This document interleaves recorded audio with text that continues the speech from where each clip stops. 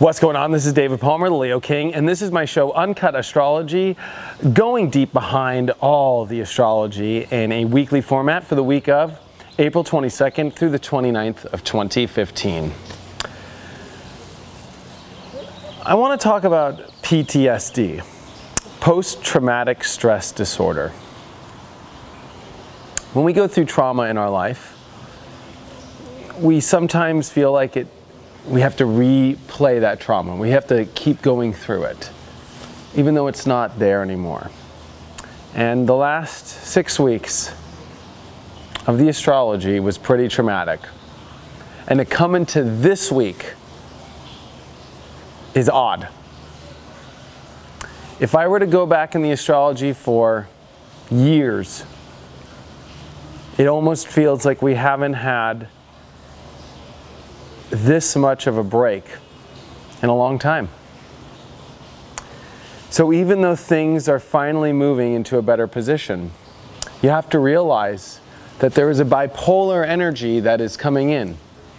Going through such an extreme traumatic moment and then finally arriving to the rehab can be very difficult to understand for the soul, because we're expecting that trauma, we're expecting that radicalness, we're expecting it to go crazy. And even though, if you look at the planets this week and the way that life is starting to come, it's stabilizing. There's a lot of healing that's coming in this week. There's not a lot of big events this week. It's been nothing but big events, week after week after week. And to be honest with you, as an astrologer, it's great being an astrologer when there's big events, because it makes the horoscope big. You can see how it affects your life so powerfully. But to look at this week, it really is about starting to remember how to let peace and calm back into your life, how to allow the universe to take control and take you in under its wing and kiss you and make you feel okay. Which, after a traumatic experience, is sometimes the hardest thing to do. So we've got a lot of energy in Taurus now. We've got the Sun here. We've got Mercury and Mars, which have been following each other. And there's a slowing down with this energy. But that Venus in Gemini, which our minds and the way we want to express our happiness is trying to find all these ways. And unfortunately for the sign of Gemini, it's under a lot of stress. It's got big oppositions to Saturn in Sagittarius. It's got very hard squares to Neptune and Chiron. And Venus this week is in between that Neptune and Chiron midpoint square, which, in the way that we are trying to express ourselves and feel good and do it in an exciting way, it seems to run into very hard roadblocks that might be very hard to understand. Why can't I feel the way that I want to? Why can't I express myself the way I want to? That's because that Gemini is running into the mistiness of that Pisces, that Neptune energy, that fog. And Neptune in Pisces is home. So it becomes really weird, really unreality-like, very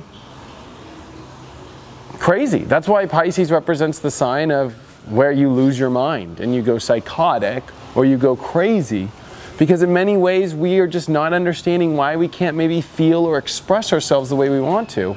And that kind of becomes difficult when actually you look at Taurus, which is the sign that rules Venus, right? There's all this Venus energy that wants to come out and it wants to feel good. But when Venus is in Gemini, and it wants to do it in this exciting way, and it wants to communicate it, and it wants to express itself radically, it really can't. So that makes it harder. And that makes it even, I think, more confusing, because here we are ready to play with what we have, manifest our greatest self, because Taurus is about the best. It doesn't even deal with last place. It only deals with first place. It's a fixed energy, and it's the feel-good energy of Taurus. It's stubborn. It's what do you have? And as Venus is in Gemini in very hard aspects, and also in a quincunx with Pluto, there's a lot of tension on how to just feel better again. And I think a lot of it is due to the trauma that we've all gone through for the last 6 weeks.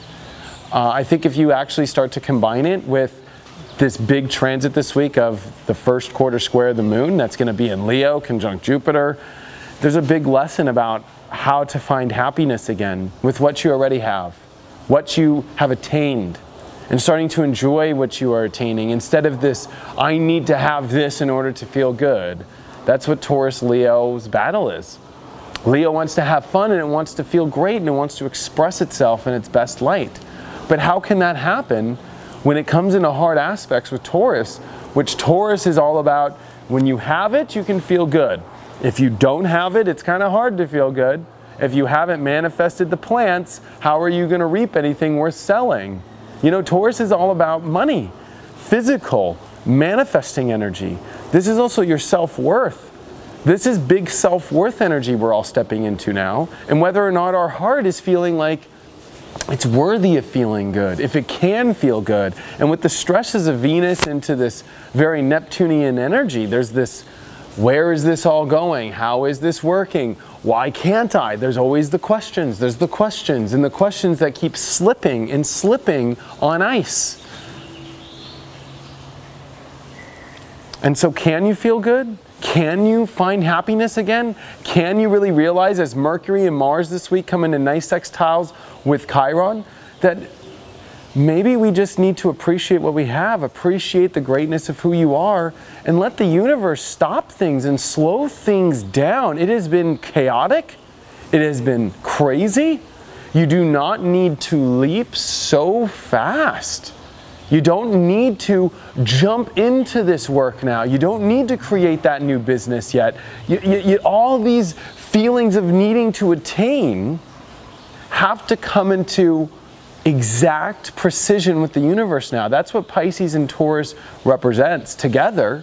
And with the sun coming into a sextile to Neptune this week, the universe is trying to rock the cradle with a moon in Cancer this week. You know, all this energy is really starting to, whether you can see it or not, allow us the opportunity to finally heal after extreme chaos. And we think that that's impossible for some reason, because we're used to chaos. We're used to being shocked. We're used to, well, I was about to say something crazy, but I'm not going to. We're used to being fried, you know? And we don't have to be anymore.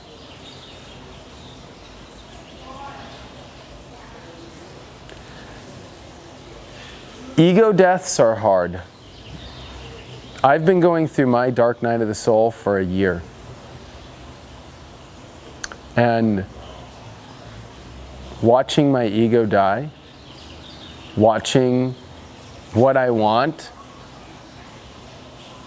fall away to that my soul can't reach that right now, that there are blocks to get what I want, even though I have to appreciate all that I have. There's this great teaching of the dark night of the soul that teaches you to watch your ego die, that you can't always have what you want when you want it.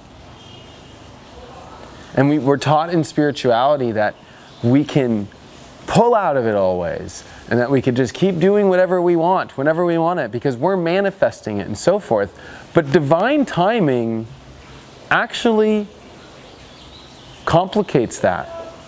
And that the universe has a plan that's going to go whenever it's going to go. The universe is going to do whatever it's going to do when it's going to do it.